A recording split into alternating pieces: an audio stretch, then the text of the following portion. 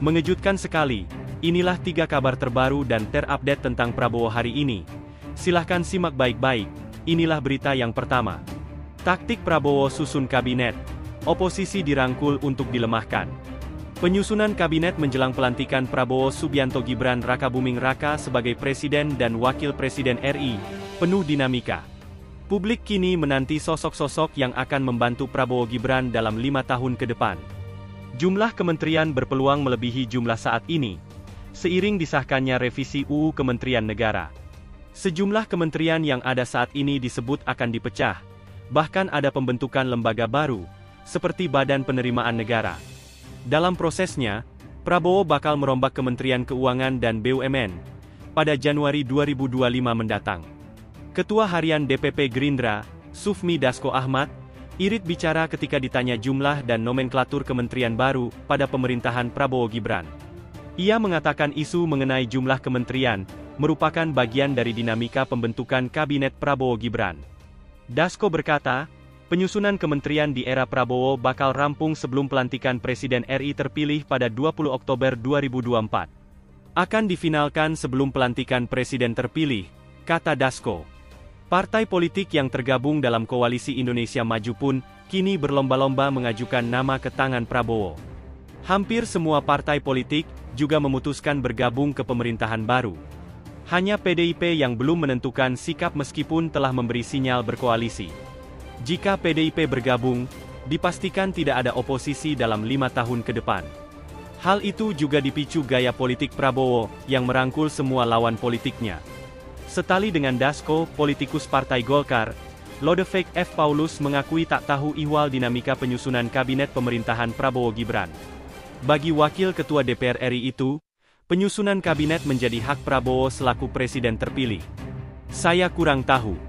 Namanya penyusunan kabinet ini hak prerogatif seorang Presiden terpilih, kata Lodewijk.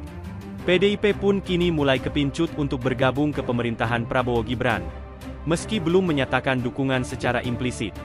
Ketua DPP PDIP, Puan Maharani, mengakui partainya belum membahas ihwal gabung kabinet Prabowo Gibran atau tidak. Pasalnya, PDIP tengah fokus mempersiapkan pelantikan anggota DPR RI periode 2024 hingga 2029. Kita tunggu saja, kata Puan. 3 hari sebelumnya, Puan memberi sinyal bahwa partainya berkans besar akan bergabung dengan pemerintahan Prabowo Gibran. Menurut Ketua DPR RI itu, tidak ada yang tak mungkin dalam politik. Puan mengakui PDIP sudah menjalin komunikasi intensif dengan Prabowo pasca Pilpres berakhir. Ia blak-blakan berkata dirinya beberapa kali bertemu langsung dengan Prabowo setelah Pilpres. Saya sudah berkali-kali bertemu dengan Pak Prabowo, kata Puan. Juru bicara PDIP, Ciko Hakim mengatakan, keputusan PDIP bergabung atau tidak, ada di tangan Megawati Soekarnoputri. PDIP saat ini masih fokus memenangkan Pilkada serentak 2024.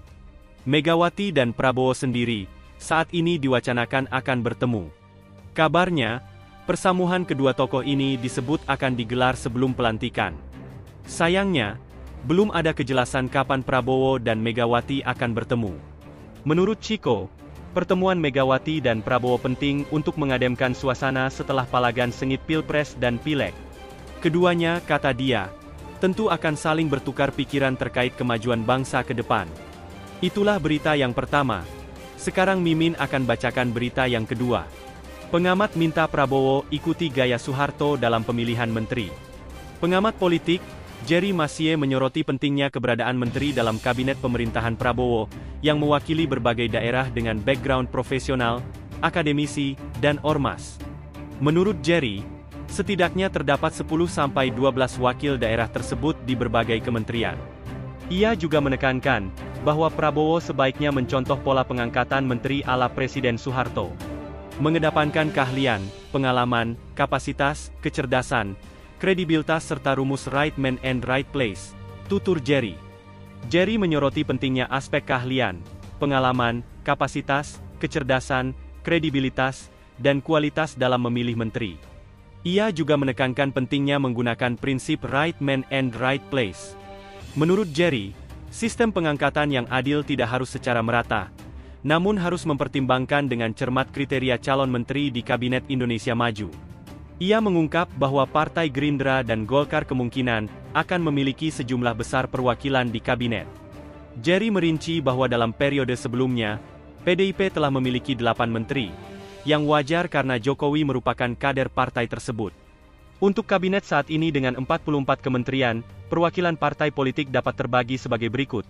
Gerindra 7-9 menteri, Golkar 5-6 menteri, Demokrat 3-4 menteri, Nasdem 2 menteri, PKB 1-2 menteri, PAN 3 menteri, dan jika PDIP ikut, maka kemungkinan akan memiliki 2 menteri.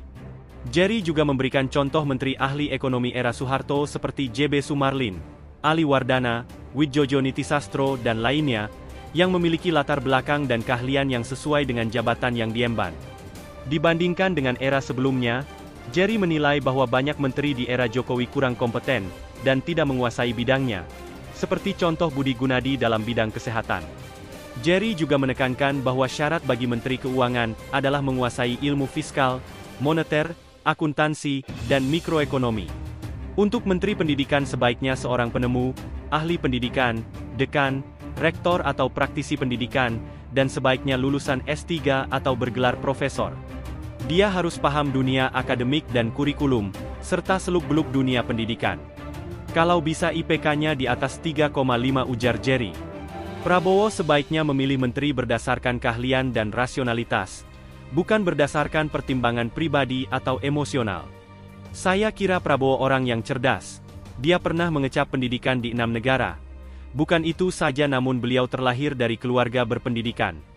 Ayahnya seorang guru besar di bidang ekonomi. Barangkali dengan kata lain latar belakangnya terdidik. Seyogianya parpol koalisi Kim Plus harus mengirim nama-nama menteri sudah diseleksi berdasarkan based competence, kata dia. Jerry mengatakan menteri yang mewakili berbagai golongan, seperti pemuda dan perempuan juga perlu ada di kabinet. Untuk menteri mewakili anak muda perlu juga ada bisa saja 1 menteri. Mewakili female atau kalangan perempuan bisa saja 2-3 menteri, tutur Jerry. Itulah berita yang kedua. Sekarang Mimin akan bacakan berita yang ketiga. PDIP benarkan jalin komunikasi dengan Prabowo, dan nyatakan dukung transisi pemerintahan. Politisi Senior PDI Perjuangan, Andreas Hugo Pereira Memberi Tanggapan Terkait Bersementari, di Kabinet Prabowo Subianto Gibran Rekabaming Reka. Andreas mengatakan ada komunikasi yang terjalin antara PDIP dengan Prabowo.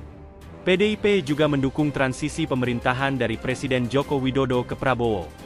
Ya kalau komunikasi saya kira secara informal itu tetap terjalin gitu baik secara partai maupun secara personal, ungkap Andreas.